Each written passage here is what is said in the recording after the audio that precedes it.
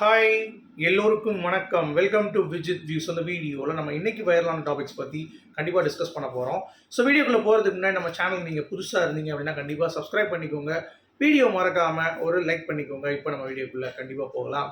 So இன்றைக்கி நம்ம பார்க்கக்கூடிய வைரலான 3 டாபிக் வந்து பார்த்திங்கன்னா, ஒன்று வந்து ஒரு சிறுமியை பாலியல் துன்புறுத்தல் பண்ணி ஒரு வடக்கன் ஒரு கேவலமான ஒரு விஷயம் பார்த்தீங்கன்னா பண்ணி பிளான் பண்ணியிருக்கான். ஆனால் அது நடக்கலை. இந்த சிறுமியை பாலியல் வன்கொடுமை பண்ணிட்டான். ஆனால் அந்த சிறுமியோடைய அந்த தைரியம் இந்த குற்றவாளியை கண்டுபிடித்து போலீஸுக்கு உதவுவதற்கு ஒரு மிகப்பெரிய ஒரு கேஸாக இது ஃபைல் ஆகிருக்கு. ராஜு விஸ்வகர்மா அப்படின்னு சொல்லிட்டு அந்த கேஸ். ஸோ அதை பற்றி நம்ம பார்க்க போகிறோம். அடுத்து ரித்தன்யா அவர்களுடைய தம்பி என்னிடம் சொன்ன உண்மை அப்படின்றத பற்றி ஒரு வீடியோ. ஏன் அவங்களுடைய வீட்டிலேருந்து பேச மாட்டாங்க அப்படின்றதை பற்றி ஒரு அதிர்ச்சியான தகவல் கிடச்சிருக்கு. அடுத்து நம்ம அஜித்குமார் லாக்அப்லேருந்து டெத் ஒரு விஷயம் கேள்விப்பட்டோம்ல, அந்த கேஸில் ஒரு திடுக்கிடும் திருப்பம் பார்த்திங்கன்னா அமைஞ்சிருக்கு. ஸோ சிபிஐ ரொம்ப பியூட்டிஃபுல்லாகவே ஹேண்டில் பண்ணுறாங்க அப்படின்ற மாதிரி நம்ம கண்டிப்பாக பார்த்தாகணும். ஸோ அதை பற்றி நம்ம பேச போகிறோம். ஸோ டோட்டலாக 3 டாப்பிக்கு. ஸோ வீடியோக்குள்ளே போகிறதுக்கு முன்னாடி சேனலுக்கு சப்ஸ்கிரைப் பண்ணிக்கோங்க, வீடியோ லைக் பண்ணிக்கோங்க. இப்போ வீடியோக்குள்ளே கண்டிப்பாக போகலாம். சரி, முதல் ரித்தன்யா அவர்களுடைய டாபிக் பேசணும்னா நிறையா இப்போ அதை தான் நம்ம கவர் பண்ணிகிட்டு இருக்கோம். ஸோ அந்த பார்ட் பேசிட்டு அடுத்து நடக்கக்கூடிய அந்த 2 டாபிக் பேசலாம். ஸோ ரித்தன்யா பொறுத்த வரைக்கும் அவங்க அம்மா அப்பா ப்ளஸ் அவங்க ஃபேமிலியே டோட்டலாக பார்த்திங்கன்னா காணாம போயிட்டாங்க. நம்ம மிச்சம் சாப்பிட்டுருக்காங்க அப்படின்ற மாதிரி நம்ம ரித்தன்யா மேலே இருக்கிற அக்கறையில் ஒரு 4 வார்த்தை பேசிட்டோம். ஸோ ரித்தன்யா தம்பி பார்த்திங்கன்னா அதுக்கு கொந்தளிச்சிட்டார். என்கிட்ட கிட்டத்தட்ட ஒரு 3 பக்கம் அளவுக்கு ஒரு மெசேஜ் போட்டிருந்தார். இந்த மாதிரி நீங்கள் ரித்தன்யாக்காக நியாயம் வாங்கி தர்றது எல்லாமே ஓகே, பட் நிறைய இடங்களில் பார்த்தீங்கன்னா நீங்கள் எங்களுடைய குடும்பம் தான் தப்பு பண்ணாங்கன்ற மாதிரிலாம் தம்ப்நெயிலில் ப்ராட்காஸ்ட் பண்ணுறீங்க. பட் வீடியோவில் நீங்கள் அப்படி பேசலை. தம்ப்நெயில் அது வேறு மாதிரி ரெப்ரசென்ட் ஆகும் அப்படின்ற மாதிரிலாம் பேசியிருந்தேன். நான் திருப்பி ரிப்ளை அமிச்சேன். அதுக்கு நான் என்ன அமிச்சேன் அப்படிங்கிறத நான் அடுத்து பேசுகிறேன்.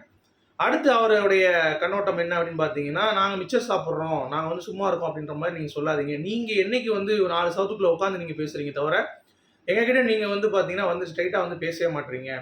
அப்படி பேசின நிறைய விஷயங்கள் தெரியும். ஏன் நாங்கள் இப்போ பேசாமல் இருக்கோம் அப்படின்றதும் உங்களுக்கு புரியும் அப்படின்ற மாதிரி போட்டிருந்தாரு. இது 2வது. அடுத்து 3வது பார்த்தீங்கன்னா, அக்செப்ட் பண்ணுங்கள் உங்களுடைய இதை. ஏன்னா உங்களை அவ்வளோ பேர் உங்களை ஃபாலோ பண்ணுறாங்க, அவ்வளோ பேர் பார்க்குறாங்க. ஸோ ஜென்யூனாக நியூஸ் கொடுங்க அப்படின்ற மாதிரிலாம் பயங்கரமாக அட்வைஸ் தான் பண்ணியிருந்தாரு. கிட்டத்தட்ட ஒரு 3 பக்கம். நான் அதுக்கு ஒரு ரிப்ளை போட்டிருந்தேன். அதாவது, எப்பா நான் ஏற்கனவே அவர் பண்ண ஒரு இதுக்கு ரிப்ளை பண்ணியிருந்தேன். இந்த மாதிரி என்னுடைய மெயில் ஐடிலாம் கொடுத்து இதில் பேசுங்க, நான் உங்களை பேசுகிறேன். ஏன்னா எனக்கு எப்படி தெரியும், நான் டக்குன்னு போயிட்டு போக முடியாது, சரிங்களா? ஸோ நான் கரெக்டாக பேசி எங்கே இருக்கீங்க எல்லாம் பார்த்துட்டு அப்புறம் இன்டர்வியூ இங்கே அரேஞ்ச் பண்ணலாமா அங்கே அரேஞ்ச் பண்ணலாம்ங்கிறது தான் பார்த்துட்டு அதுக்கு தான் டிசைட் பண்ணணும். நான் அவர்கிட்ட சொன்ன விஷயம் என்னென்னா, என்கிட்ட பேசுங்க. வெறும் சப்ஸ்கிரைபர் மாதிரி கீழே கமெண்ட் அடிக்கிறதுல ஒரு யூஸும் இருக்க போகிறதில்ல. நான் மிக்கவாசி பார்க்கவே மாட்டேன். எனக்கே ஒரு சப்ஸ்கிரைபர் அந்த ஸ்க்ரீன்ஷாட் எடுத்து தான் ஒரு குரூப்பில் நான் இருக்கேன், அதில் போஸ்ட் பண்ணியிருந்தாங்க. இந்த மாதிரி ரித்தன்யா அவர்களுடைய தம்பி உங்ககிட்ட பேசியிருக்காரு அப்படின்ற மாதிரி. ஸோ அதை படித்தோடனே தான் நான் ஷாக் ஆகிட்டேன். அதுக்கு இந்த 3 கேள்வி நீங்கள் கேட்டதுக்கும் பார்த்தீங்கன்னா என்ன பதில் அப்படிங்கிறது.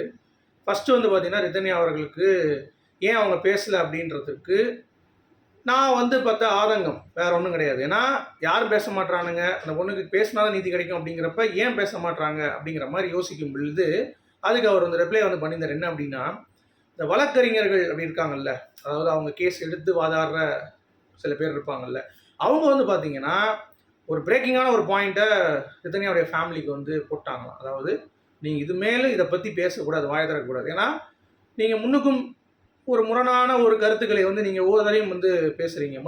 எனக்கு அப்படி தெரியாதுன்றீங்க மாப்பிள்ளை வீட்டை பற்றி. திடீர்னு அடுத்து பார்த்தீங்கன்னா, எனக்கு அவன் ஒரு தப்பான அப்படின்ற மாதிரி ப்ரொஜெக்ட் பண்ணுறீங்க. ஒரு பக்கம் பார்த்தீங்கன்னா, ரித்தன்யா என்கிட்ட எதுவுமே சொல்லன்றீங்க. அப்புறம் அவர் தான் குற்றவாளின்ற மாதிரி நீங்கள் கவினுடைய கணவனை அதாவது ரித்தன்யாவுடைய கணவன் கவினை பார்த்தீங்கன்னா குற்றம் சாட்டுறீங்க.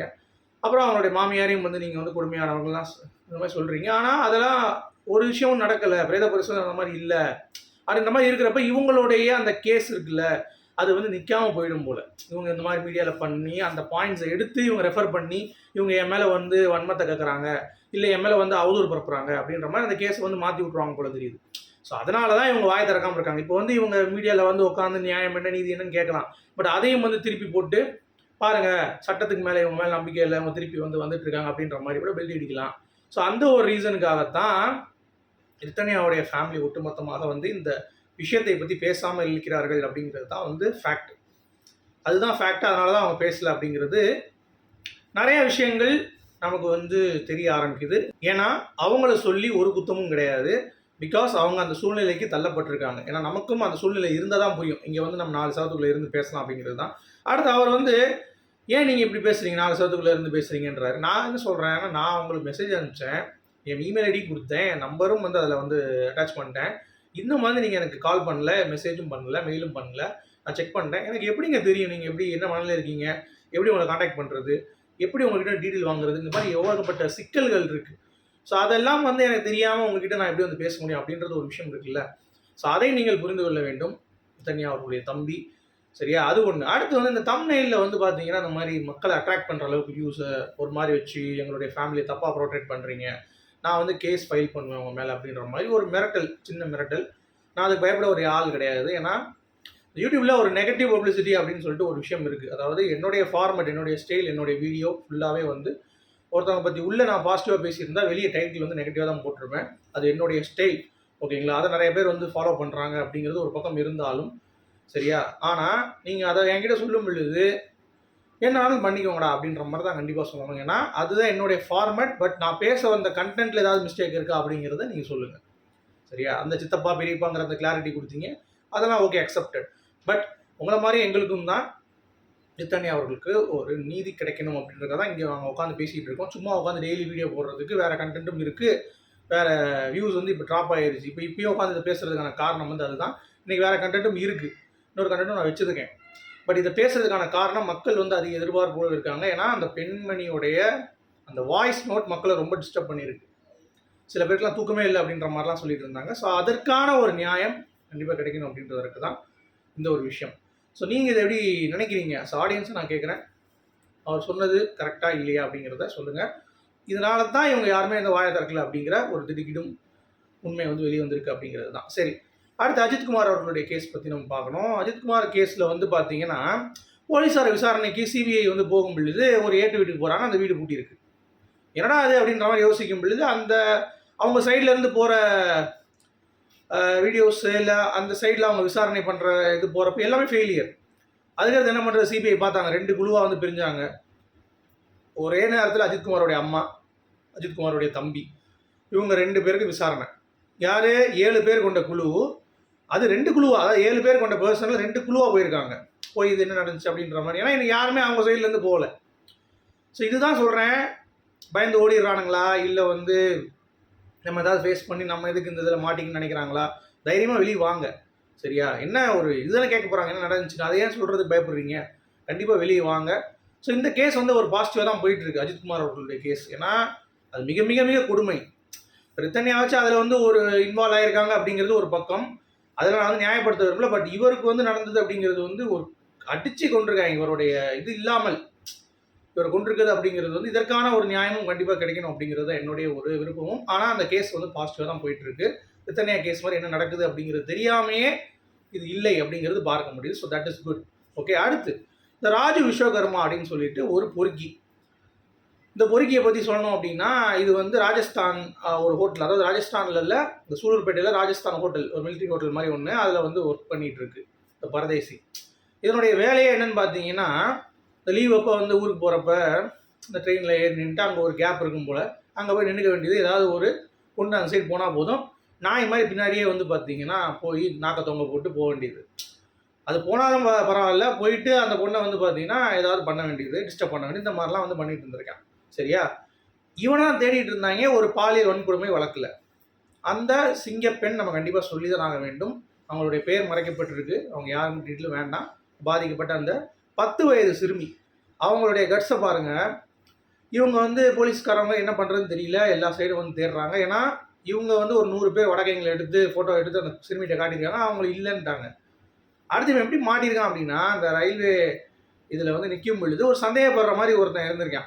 ஏன்னா அந்த சிசிடிவி ஒன்று கிடச்சிருக்கு போலீஸ்ட்டு, அதை அந்த டிஷர்ட் பார்க்கும் பொழுது இந்த டிஷர்ட் அந்த டிஷர்ட் ஒரே மாதிரி இருக்கு அப்படின்னு சொல்லிட்டு அவனை பிடிச்சி ஒரு ஃபோட்டோ எடுத்து இந்த பொண்ணுகிட்ட காமிச்சிருக்காங்க, 10 வயது சிறுமிக்கிட்ட. அந்த சிறுமி அந்த ஃபோட்டோவை பார்த்தோன்னே இவன் தான் அந்த காம கொடுக்குறேன் அப்படின்னு சொன்ன உடனே தூக்குடாவன அப்படின்ற மாதிரி சொல்லி தூக்கிட்டாங்க. இதில் அந்த பொண்ணு வந்து அடையாளப்படுத்தி சொல்லியிருக்கு. அவன் வாயில் வந்து 2 பல்லு கடையில் ஓட்டை இருக்கும், பான்பராக் திம்பான், அவர் பான்பராக் வாயன், சரியா? அவன் வாயத்தர நாற்று அடிக்கும் அப்படின்ற மாதிரி ஏகப்பட்ட விஷயங்கள் அந்த பையன் பற்றி இந்த பொண்ணு வந்து பார்த்தீங்கன்னா சொல்லியிருக்கு. நிறைய பேருக்கு என்ன ஆசைன்னா ஒரு பாதிக்கப்பட்ட ஒரு பெண் அப்படிங்கிறது வாயை திறக்க மாட்டாங்க, மூடிட்டு படுத்துருவாங்க, எதுவும் பேச மாட்டாங்க அப்படிங்கிறது. ஏன்னா அவனே அதை சொல்கிறான், நான் அரெஸ்ட்மெண்ட் பண்ணிட்டு போயிட்டேன், இது இவ்வளோ பேர் என்ன போலீஸ் தேடுவாங்கிறது எனக்கு தெரியாதுன்றான் மாட்டப்பட்ட அந்த குற்றவாளி. அப்போ எவ்வளோ நெஞ்செழுத்தம் பாருங்க அந்த நாய்க்கு. சொல்கிறாங்க அப்படி சொல்கிறான். உடனே போலீஸார் வந்து பார்த்தீங்கன்னா இதை பிடிச்சி அவனை தூக்கி அவனை விசாரிக்கும் பொழுது தான் ஒரு திடுக்கிடும் திருப்பம். என்னடா அப்படின்னு சொல்லி பார்த்தா அவன் ஃபாலோ பண்ணி போகிற பொண்ணே வேறையான். மதுமிதா அப்படின்னு சொல்லிட்டு ஒரு கர்ப்பமான பெண்ணை வந்து டார்கெட் பண்ணியிருக்கான். அந்த பொண்ணு கரெக்டாக பின்னாடி போகும் பொழுது ஒரு பொண்ணு திருப்பி வந்து அவங்க கூட்டு போனதுனால இவன் வந்து என்னடா அது இன்னைக்கு நமக்கு போனி இல்லையே அப்படின்னு சொல்லிட்டு வெயிட் பண்ணிட்டு இருக்கும் பொழுது தான் இந்த சின்ன பிள்ளை போயிருக்கு. அதுவும் எப்படி போயிருக்குன்னா அந்த சின்ன பிள்ளை போயிட்டு இவன் ஏதோ பண்ண போகிறாங்கிறது தெரிஞ்சு சரி இவன் ஒரிஜினலாகவே இவன் ஒரு காம கொடுக்குறான் அங்கே செக் பண்ணிடுவோம்னு சொல்லிட்டு வாட்டர் பாட்டில் கீழே போட்டுருக்கு. போட்டு திரும்பி அப்போ அப்படியே யோக்கிய சிகாமணியுமே நடந்து போயிருக்கான். சரி இவன் ஒன்றும் பண்ண மாட்டான்னு சொல்லிட்டு வாட்டர் கேன் எடுத்துகிட்டு அந்த பொண்ணு நடக்கும் பொழுது போய் தூக்கிட்டு போய் அந்த சிசிடிவியில் இந்த கர்மம் பிடிச்ச அந்த பரதேசி வந்து பார்த்தீங்கன்னா பண்ணிட்டுருக்கேன். இதுக்கு இவனுக்கு ஜாமீன் வேணும், மயிர் வேணும்னு சொல்லி பேசிகிட்டு இருக்காங்க. சரியா, இதற்கு நிறைய பேர் கொந்தளிச்சுட்டு இருக்காங்க, இவனை சுட்டு கொல்ல வேண்டும் அப்படின்ற மாதிரி. நீங்கள் இந்த நாயை என்ன பண்ணணும், கண்ணில் மாட்டினா என்ன பண்ணுவீங்க அப்படிங்கிறத சொல்லுங்கள். சரியா, இந்த மாதிரி ஆட்கள்லாம் வெளியே இருக்கும் பொழுது ஒன்றுமே பண்ணாமல் இருக்கிறவங்களாம் உள்ள குற்றவாளியாக இருக்கும் பொழுது என்னடா இது சட்டம் அப்படின்ற மாதிரியான ஒரு பாயிண்ட் ஆஃப் வியூவில் நம்ம வந்து கண்டிப்பாக பேசி தான் ஆக வேண்டும். ஸோ கடைசியாக அந்த பெண்ணோடைய கட்ஸை நான் வந்து பாராட்டுறேன். சும்மா கிடையாது, பெண்மணினா ஒடுங்கி போகிற ஆள்லாம் கிடையாது. இறங்கி ஒவ்வொரு டீட்டெயிலும் டேட்டாவும் வந்து அந்த பையனை பற்றி பேசி கிட்டத்தட்ட 3 வாரத்தில் அந்த காம கொடூரனை வந்து பார்த்திங்கன்னா போலீஸ்காரங்க அரெஸ்ட் பண்ணி போடா நாயே அப்படின்ற மாதிரி ஜெயிலில் அடைச்சிட்டாங்க அப்படிங்கிறது பார்க்க முடியுது. ஸோ அது வந்து வெற்றி தான். பட் இந்த மாதிரி எதுக்குங்க இருக்கானுங்க அப்படின்ற மாதிரி நமக்கு வந்து ஏகப்பட்ட விஷயங்கள் தோணுது. ஸோ உங்களுடைய கருத்துக்கள் சொல்லுங்கள். மீண்டும் அடுத்த சந்திப்போம். அது வரைக்கும்